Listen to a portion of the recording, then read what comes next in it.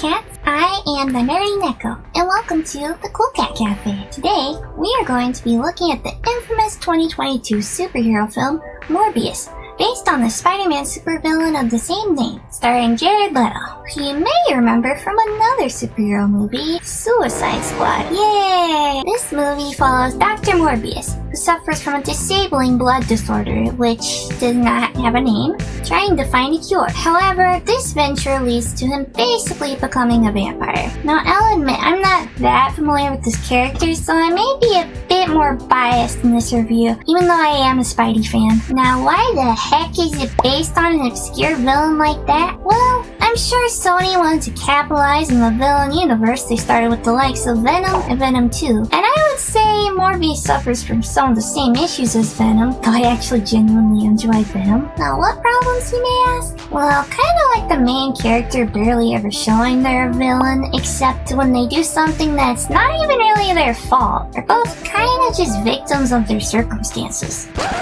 Yes, hi, this is Feature Neko interrupting this review. I just wanted to add that looking back at this video, I've released that, actually it kind of is Morbius' fault, though he never meant to hurt anyone. You'll see why in the review. Anyway, on with the video. This film had been stuck in developmental heck for a couple decades. There were a couple attempts to bring Morbius into live action before, these being the Blade movies as a villain, and another solo Morbius film by Artisan Entertainment. Then it was delayed a couple times due to, certain world events. Once it was finally released, it bombed both critically and financially. Was it worth the long wait? Is it as bad as everyone says? Or is it good like some people say? Well, let's go find out together, shall we? But before we begin, I'd super appreciate it if you could boop those like and subscribe buttons. Now sit back, get comfy, get a snack if you want, and let us begin. It opens up with a really weird kind of 80s Vaporwave style credit sequence that doesn't fit the vibe of this movie at all. Like, this movie is about a man who accidentally turned himself into a monster. And for the aesthetic, what did they choose? Bubblegum pink and bright blue? It doesn't suit the theme at all. It's like they were just trying to be trendy and copy the aesthetic of 80s influenced media, such as Stranger Things for some reason. However, in Stranger Things' case, that show actually takes place in the 80s and is a sci-fi horror rather than a vampire one. So the electronic synthwave music actually fits. We start out in Costa Rica with a helicopter flying over some forests. Dr. Morbius and some others are there to check on a bunch of vampire bats for some reason. It's never really explained why they're there. He cuts his hand and goes up to the cave for some reason to lure them out, I guess, or test their noses or something. I don't know, man. And are we supposed to be scared of these little guys? I think the intense music wants us to be, but I mean, look how cute they are. But either way, this somehow convinces the entire cave of bats to dramatically fly out of the cave. Then we cut to Greece, where a young Michael Morbius is at a children's hospital. And you know he's a clever kid, because he's playing chess all by himself. Turns out there's a new kid joining the hospital. The doctor says he's named Lucian, but it doesn't really matter, because Michael calls him Milo. Because that's the name of all the kids who croaked while sleeping next to him a long time ago. I guess he's just too weird and quirky to call him by his real name. Wow, what a good friend. What a nice guy. Then Milo starts to pass out because the machine he was up to stopped working. But Michael manages to fix it with a ball-pointed pen. And it works. Thank goodness. He talks to the doctor about it and he tells him that there's a school for gifted children in New York he could go to. So he leaves a note for Milo, saying that he's going on a journey to find a cure for whatever mysterious blood illness they have. Because it doesn't have a name. Apparently they were too lazy to pick one. So rest in peace to any representation that would have given, I guess. We then cut to Morbius at an award ceremony, celebrating him for his development of artificial blood. And he's even offered an award from the King of Sweden there. However, we cut to another scene shortly after, and it turns out he refused the offer. So basically a buttload of people showed up to his party and he didn't even accept the reward. Like, if I was brought there and I had to sit around for who knows how long in a crowded area with my introverted self, only for the guy to not accept his reward, I would wonder what the point even was of the whole event. Like, you just wasted time it could have spent being productive or relaxing. Like, why not just refuse it in the first place so it wouldn't waste everyone's time, including yourself? Was it just so you could look cool and be humble and inspiring? It's very pretentious. Like, I know they're trying to make him weird and quirky and mysterious, but yeah, he just comes off as a big jerk again.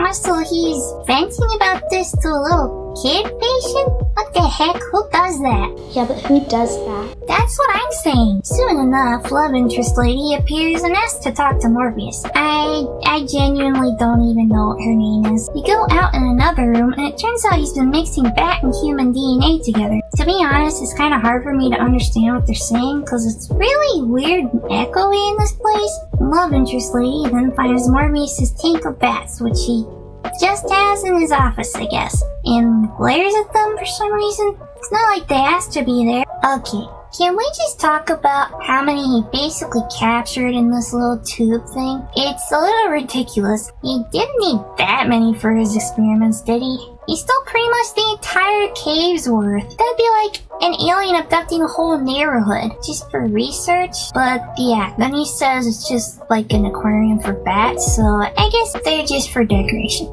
So he explains that he believes he can make a cure using the DNA, and you can tell she's very concerned about him as she asks him, "At what cost?" We then cut to Morbius visiting his childhood friend Milo, arguably the best part of the movie, played by Matt Smith from Doctor Who. And as the two banter, they are once again trying to sell Michael as this kind of charming, mysterious guy, and it really rubs me the wrong way. Probably because it's Jared Leto. So, Doctor, how is our favorite patient? You'll want to talk. You look terrible. Look at the state of you. Says the man wearing, what is that, a quilt? Oh, sorry. I didn't get the memo to dress for a funeral. To be honest, I was thinking the same thing. Like, I'm all for goth and alternative fashion, but this guy isn't even a vampire yet. Not that you'd really be able to tell.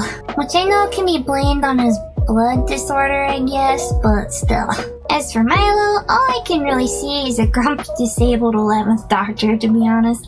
But I'm glad they picked him for the part anyway, cause he adds some much needed life to this movie. Next, the two friends go on a walk, and Michael talks about how what's-her-face is skipping him on his toes and making sure everything's going alright. They go to a park, and Michael talks to him about his cure and how it's almost ready. Despite not being 100% legal or moral, Michael reasons with them that they don't have much time left, and this cure could be their last resort. So Milo agrees with this plan, saying he's with them until the day he croaks. To be honest, Matt Smith's character is so much more charming than Jared Leto's, the main one. Could we just have a Milo movie instead? I mean, his acting is the only part of this movie that doesn't feel cringy or forced. I mean, yeah, it's cheesy, but at least he's trying. It feels the most genuine in this mess of a movie, but maybe that's just my Whovian side talking. I don't know. We cut to a ship in the middle of the ocean where Michael was experimenting for some reason. Yeah, I don't see how anything bad could come from this, you know? Testing things in a giant metal coffin in the middle of nowhere? Nah, nothing could go wrong. Anyway, Morbius, I'm just gonna call him Morby from now on, does some kind of test on this cure thing, all while What's-Her-Face looks concerned as usual. But the results are successful, so he decides to move to the next test, which is human trials. And I really should have recorded this thing with captions, because I cannot understand what these people are saying half the time. They're almost always in these rooms with lots of reverb, and they all mumble. We did it. What's holding together? List 243. Human trials. So the audio's that bad. Good luck to anyone with audio processing issues watching this movie. Captions are definitely a must. And so Morby keeps trying to be funny and charming and says this really weird line. You know, the whole near-death thing is very, very chic. I read it in Cosmo. That has got to be the most unreal line I've heard from this movie so far. Near death, chic, like, who says chic like that in such a casual context? Like, buddy, you're trying too hard. Yeah, but who does that? I know. So anyway, they hook him up to some stuff, and the love interest lady injects the cure into his spine. Now I'm gonna censor this part because needles and veins, she starts restraining him as he begins shaking. And oh no, his eyes are changing color too. Next, one of the guys on the ship shows up to check on what's going on. The music and aesthetic of this movie might be a little confused, but I gotta compliment this movie on its sound design at least. Like, listen to this ambiance and the cool whooshing sound of the door opening.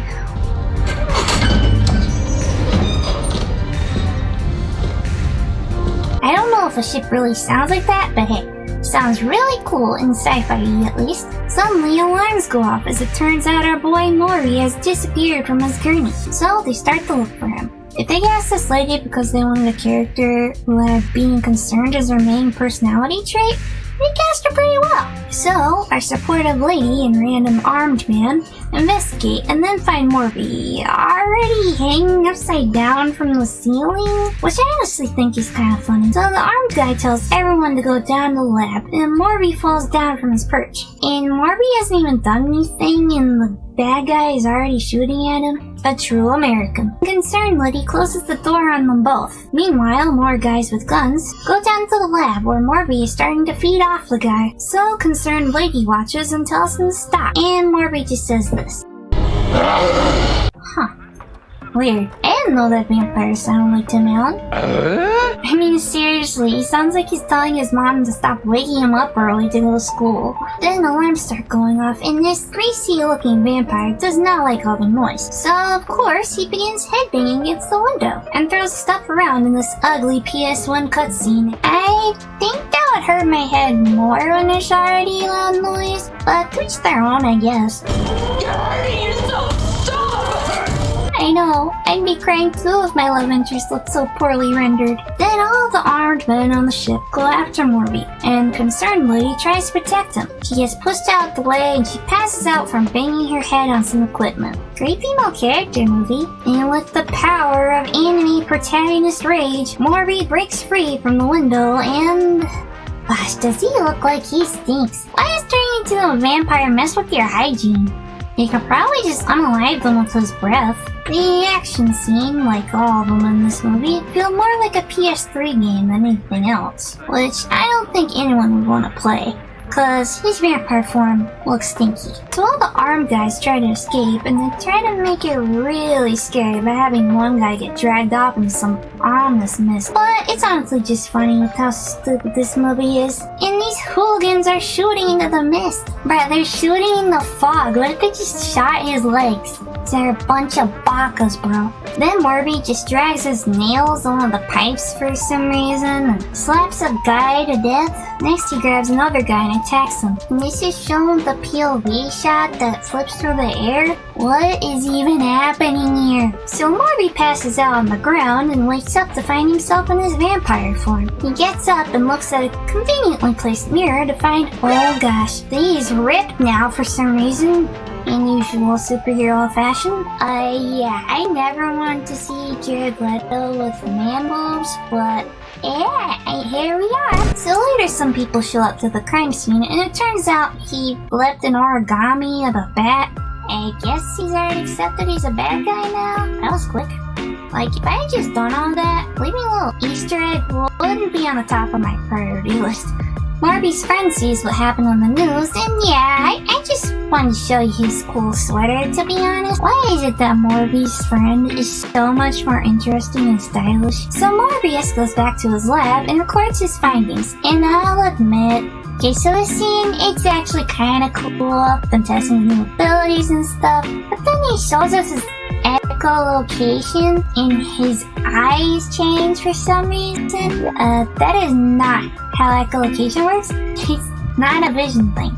It's done by making noise and then having the sound waves bounce back at you. So why are his eyes changing? They could have done something instead where he makes weird noises and maybe he sees the sound waves, you know? That would have been cool. Instead, it's using it as an excuse for whatever this is. Okay, so maybe his echolocation actually sounds cool. Like a cool hyperpop or dubstep song. But I don't know why he's acting like he has to meditate to do it either. Well, I guess he actually does have to concentrate on whatever he hears. After his little science experiments, his buddy Milo comes by to check on him. And this is probably the most melodramatic part of the film. Him drawing with his own blood.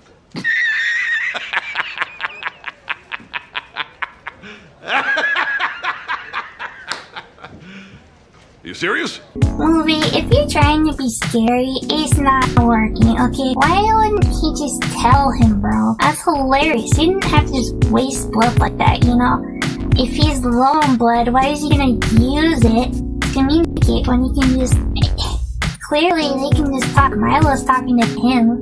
That doesn't make any sense. Also, why did he lock himself in there? What is going on? This is just dumb. He could have easily hurt his friend by now. Morbius gotta be the most irresponsible scientist, doctor, guy I've ever seen. So yeah, Milo has to get his blood for him. A pretty dangerous situation, but yeah, okay. So Morbius drinks the blood and makes another displeased noise.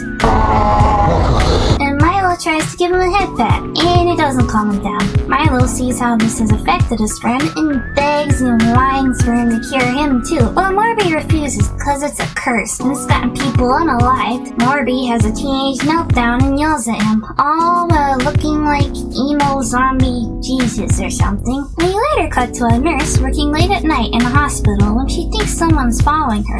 She then starts freaking out and all the lights are flickering like an episode of Stranger Things for no reason whatsoever. Yeah, I doubt a hospital would tolerate that kind of constant flickering, right? There have to be some kind of standards, and I don't remember vampires having blackout powers, and of course she gets off-screened. Also, I'm not the only one who has noticed that almost everyone who gets unalive in this movie is a person of color, right? In the year 2020 something? There's no excuse. Come on, bro. The next day, a couple of cops question Morbius and ask how he's looking so good. So he says this. Pilates helps. They then try to arrest him, which I can't blame, but he escapes and we get a beautiful quick time event. Like, some of these aren't even PS3 quality, to be honest. I'd go even more retro.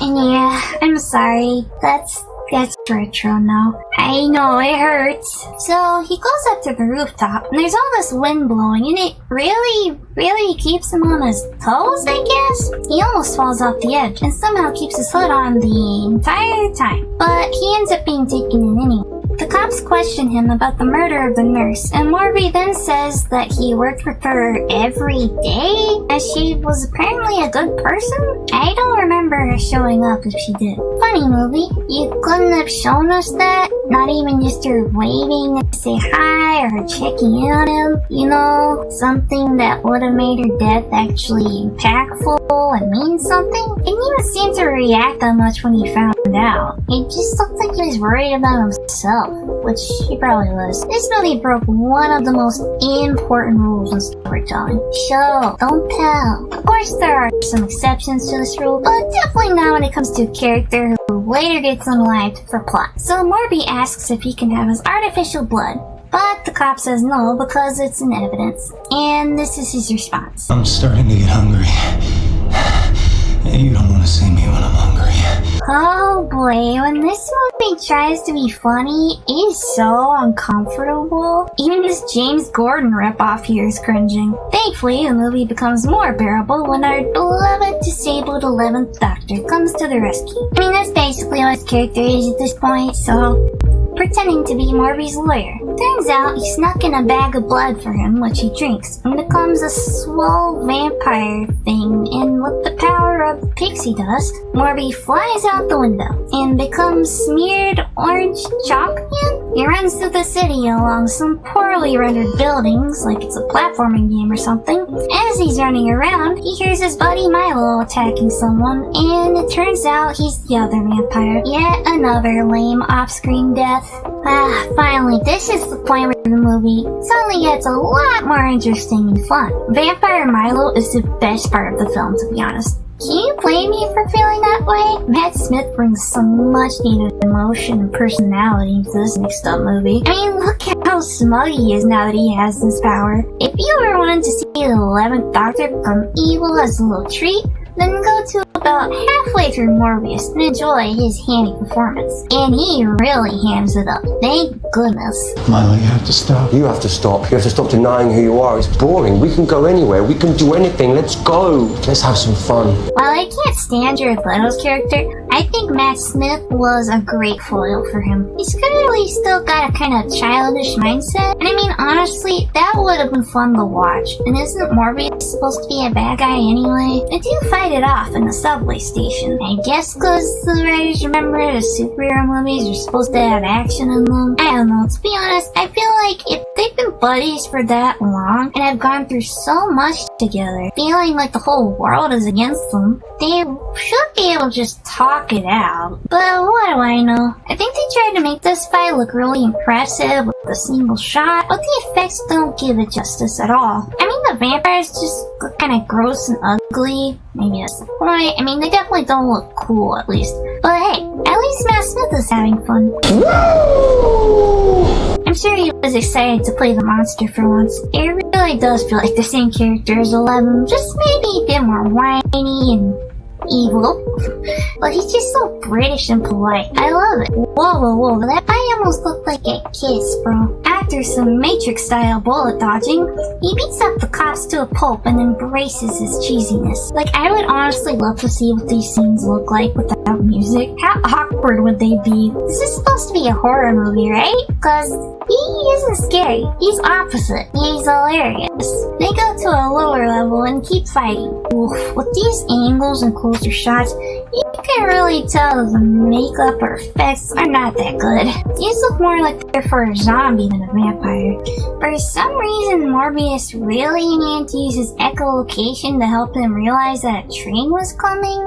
And there's a slow-mo sequence with Milo running at him and the train showing up. I mean, I guess it looks cool, but how is this significant? Makes me wonder if maybe this was someone's first time using slow-mo in a movie. So maybe the studio just gave them plenty of money to go ham and have fun with it, and just keep wanting to utilize it in as many scenes as possible, just because it looks cool. Or maybe it's to fill up that movie runtime. The Milo running slowly part doesn't look cool though, it just looks kind of dumb. His eyes change again for some reason, making him look like a completely different person, by the way, and he kinda flies in front of the train? Yeah, I don't know how this works or what the sound stuff had to do with it. I doubt that the movie makers did either, but oh well. The next day, Michael runs across the concerned lady and they go get coffee together. But then there's a group giving, I guess what is supposed to be fake money to the cashier? So Morby goes after them. Oh boy. Better brace yourselves for this one, cool cats. I love this movie. Is this the part where the mysterious guy with the hoodie comes in and kicks everybody's asses? I love that part. Bro, what kind of cliche is he talking about here? They really try to make him funny and have him quip like Spidey or Deadpool, but yeah, it doesn't work at all. It comes off more like that creepy old teacher who's trying to relate to his students and hasn't taken a shower in weeks. One guy pulls a knife on him and just watch. Allow me to introduce the phalanges. The metacarpals and the pretty little stinky pinky. The stinky pinky? What is he doing? And why? But that's not all, folks. Just wait for it. Who the hell are you, man? Me?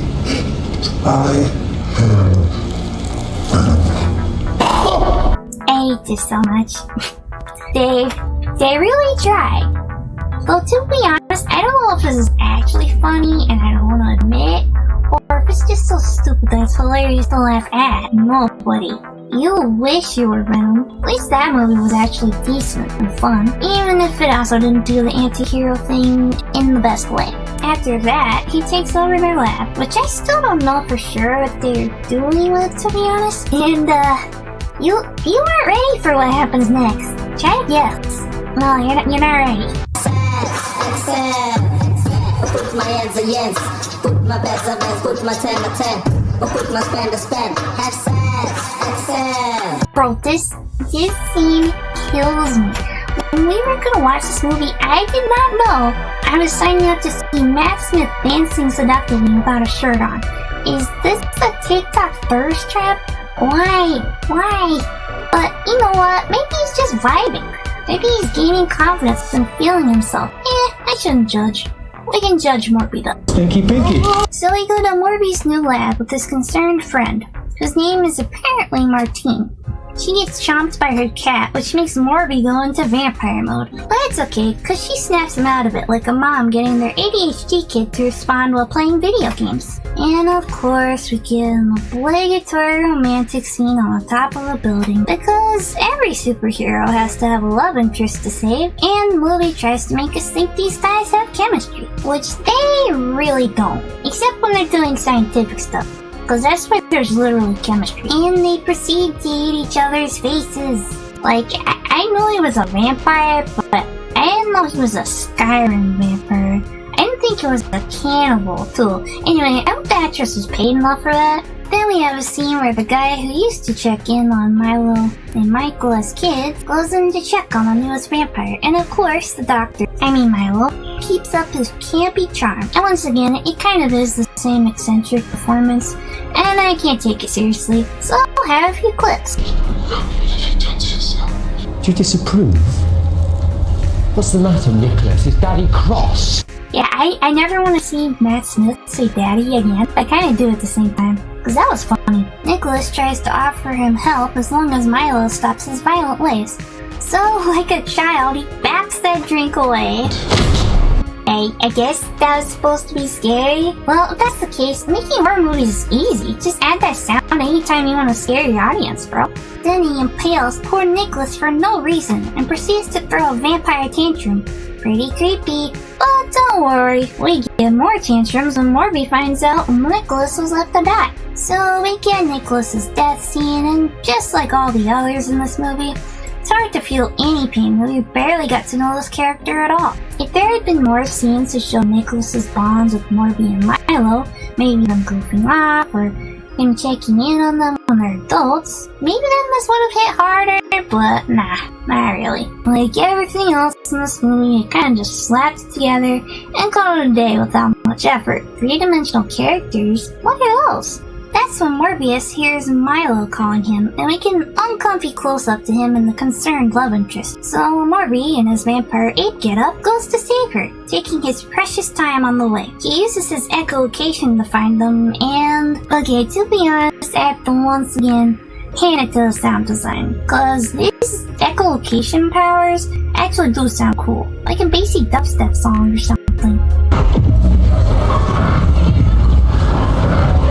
He hears concerned lady screaming and flies off into the night to save her. You can barely make out what's even happening, but it looks like he's running around on all legs like a vampire, I guess? It's kind of giving 2003 Catwoman vibes right now, which, come to think of it, this whole movie feels like it's straight from the early 2000s, and not in a good way. Straight from the age of bad superhero movies. He finally catches up to them and holds her as she dies in his arm. Though, to be honest, it doesn't look like she's in that much pain, but I guess Smile just drained her of her blood and left her to die. It's not entirely clear what happened because, being limited by a PG-13 rating, this movie hides all the most gruesome details, which definitely holds it back when it's marketed as a horror film, but it wanted to be a superhero film at the same time, but we all know those are only good, they're PG-13, right? And of course, as with all the other death scenes, it kinda just happens and no one really cares. They kiss, and I can only imagine how sweaty and clammy he is after all that running around the city, but she bites his lips so she can have his blood and turn to a vampire. Which, honestly, why? Are they hoping that there will be sequels and maybe he'll take her under his wing and they'll both be vampires together? Why even bring her back to life? The movie's almost over. What impact does she have other than as an outside perspective for Morby, which I don't think he really needs at this point anymore. Oh no, her heart rate is slowing. She's definitely dead, guys. And this makes Morby have another ugly tantrum. Finally, this makes Milo show up. Now we can finally have our climax for this movie and get it over with. Hallelujah. Milo taunts him in all his flamboyant glory, looking like a PS3 COD zombie. And we get our final showdown between them. We can barely tell what's going on as they kind of just ragdoll and wrestle in the air. But what even happened here? Some of these motions that they make feel more at home in a Sonic the Hedgehog game than a vampire movie. Morby is pretty beat on top of the building, So Milo throws him into the nearby hotel sign, and since Morbius falling, we get to see what that looks like from his POV from some nauseating angles. Still can't tell you what the heck's going on. He hangs upside down from the wire and screams, which hey, they actually did the echolocation right in this instance, only to fall down from the wires, so he so conveniently lands right by some water, which his blood contaminates, probably ruining the whole water supply and turning everyone into a vampire, cause why not? And it turns out his screams summon hundreds of bats. Can they help him up somehow? I don't know how that's supposed to work. Which, okay, that's actually kinda cool. Bats are cool. Turns out the bats he captured actually do serve a purpose. But I don't know why they wanna help. These bats might have some Stockholm Syndrome. And look, more slow-mo. With the power of bat kinesis, he finally beats Milo, and then injects the vampire poison into him. Milo, no, we loved you. You're the only fun part in the whole movie. But he goes out now with a bang like he deserved. But a whimper. And I mean that literally.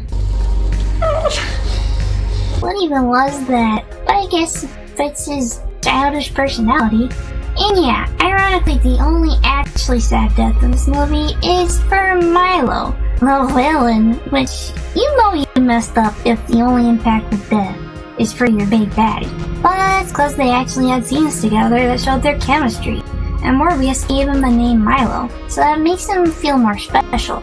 Like he even says sorry and remembers all that they've been through together. Aw, poor guy was just having fun and got carried away. Can he have a redemption arc? And would you believe it? It takes until his best friend dies for him to actually call him by his real name. You know what? He deserves his ugly vampire form. Our hero, everybody. So all the bats fly away, and wow, what do you know? The concerned lady's back from the dead. And we finally finish up on Morbius' stinky face, for some reason switching to a bright pink title that still doesn't fit the vibe of the movie whatsoever, along with some more Vaporwave style credits. Remember how this is a Marvel movie? Yeah, we've got a post-credits scene too. Actually, we have two for some reason. I don't know why they cut it like that, just to tease that Sinister 6 movie they're really trying to hype up. And he just says this. Intriguing. Oh boy, this one was hard to get through, Cool Cats. I'll be honest with you, it took setting up a schedule to actually finish rewatching this and making the script. Whoops. It's definitely helped me respect movie reviewers a whole lot more though. This movie was a hot mess from beginning to end. There are times where it almost works, but it doesn't want to fully commit. It almost works the most as a monster movie, not a superhero one. But unfortunately, that's what movie studios think everyone wants all the time. And this is a poor imitation of that, held back by its PG-13 rating, which couldn't have been better if it was R. I wouldn't say that it would make it a good movie, but it'd definitely be a lot more satisfying for horror fans and fix some of its major storytelling issues. Plus, it'd be a much better vampire movie in general, which, how can you have a vampire movie with hardly any blood? You can show blood in PG-13, you just can't go overboard. Really, the whole time, the movie merely teases grotesque details instead of showing them. Heck, I think the most blood we saw in this movie was when concerned love interest bit Morbius' lip. While there are a few moments where it's almost so bad it's good, in a cringy, unbelievable way, unfortunately, most of the movie is boring or just frustrating to watch if you're a fan of good storytelling.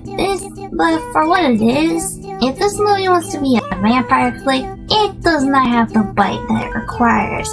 And I'd recommend you better wait it, cause it sucks. Literally. Well, that's pretty much it for this review video. Have you seen Morbius? Do you like it? Do you want to see it?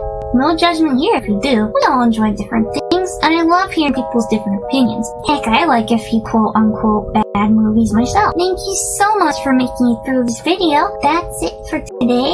If you enjoyed it, please let me know by leaving a like and subscribing so you can be notified when I have new content. I'd like to give a shout out to my Ko-Fi supporters, a Peppy Platypus, Player One Dylan, and Evil Attackman. If If you'd like to support me and get a shout out yourself, you can subscribe to my Ko-Fi below for as low as $3 a month. If you subscribe for $5 a month, you can get exclusive sneak peeks at my WIPs, such as clips and scripts. I also have a wish list and merch. Also, be sure to follow my socials in the link below. Thank you so much for watching, Cool Cats. Hope you have a lovely day, and I hope you come back to the Cool Cat Cafe. Bye bye!